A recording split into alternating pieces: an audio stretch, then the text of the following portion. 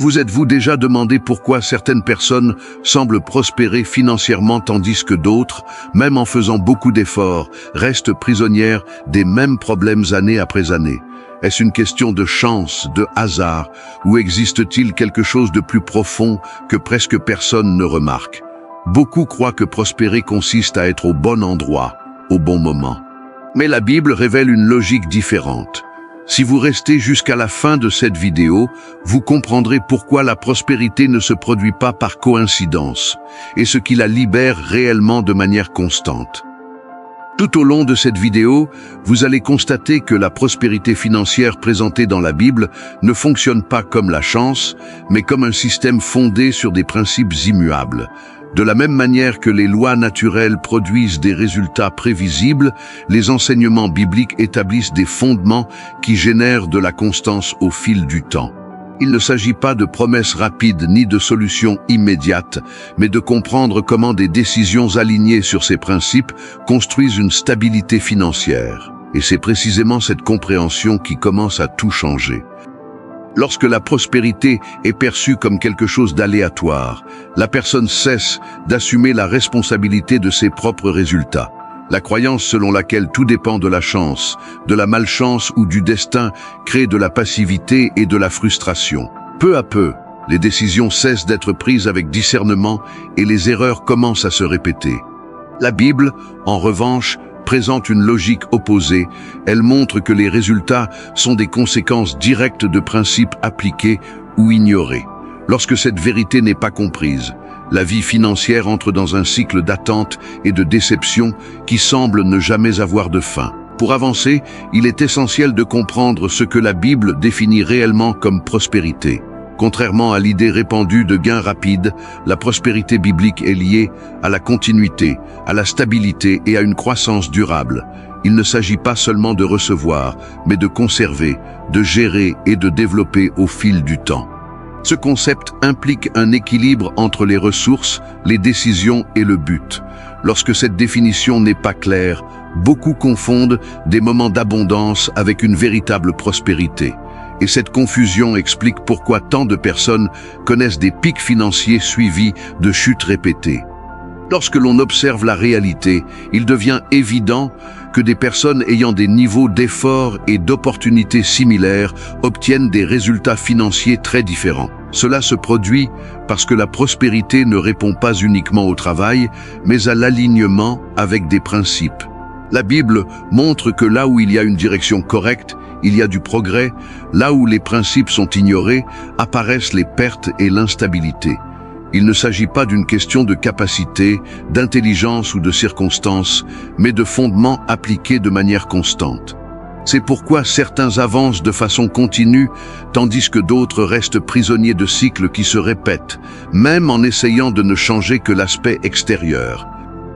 Si la prospérité suit des principes, le premier d'entre eux est l'ordre.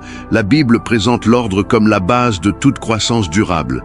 Là où il y a du désordre, il y a du gaspillage. Là où il y a de la confusion, il y a de la perte. Dans le domaine financier, le manque d'ordre se manifeste par des décisions impulsives, l'absence de planification et l'incapacité de maintenir les gains. L'ordre n'est pas seulement une question pratique, mais aussi spirituelle, car il reflète l'alignement et la responsabilité. Lorsque ce principe est ignoré, même des ressources abondantes se dissipent avec le temps. En revanche, lorsque l'ordre est établi, un environnement propice à la stabilité, au contrôle et à une progression continue se crée, préparant le chemin pour d'autres principes fondamentaux. Après que l'ordre est établi, apparaît un principe encore plus décisif pour la prospérité, la fidélité. La Bible montre que beaucoup commencent bien, mais ne demeurent pas constants parce qu'ils abandonnent la persévérance en cours de route. La fidélité n'est pas liée uniquement aux grandes décisions, mais à la répétition correcte des petites décisions au fil du temps. Lorsque ce principe est ignoré, les gains deviennent instables et les résultats ne se maintiennent pas. Le manque de fidélité provoque des ruptures dans la croissance financière, créant des avancées temporaires suivies de recul.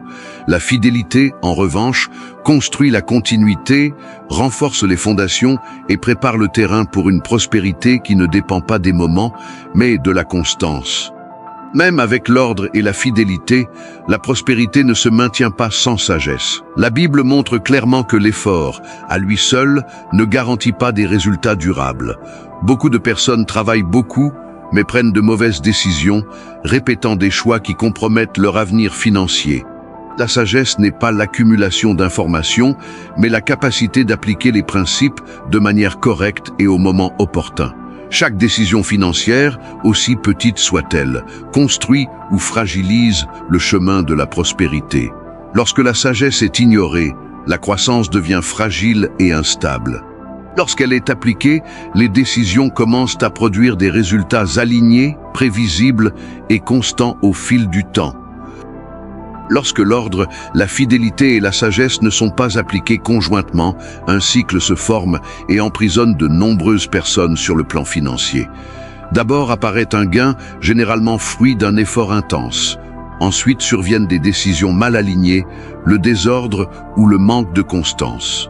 Le résultat est la perte, accompagnée de frustration et d'un sentiment de recul. Avec le temps, ce schéma se répète, donnant l'impression que prospérer est impossible. La Bible révèle que ce cycle n'est pas aléatoire, mais la conséquence directe de l'absence de principe.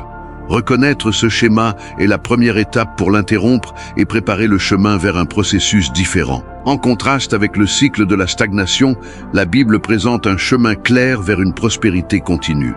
Tout commence par des principes corrects, qui orientent des décisions plus conscientes et alignées. Ces décisions, répétées avec constance, génèrent de la stabilité et une croissance progressive.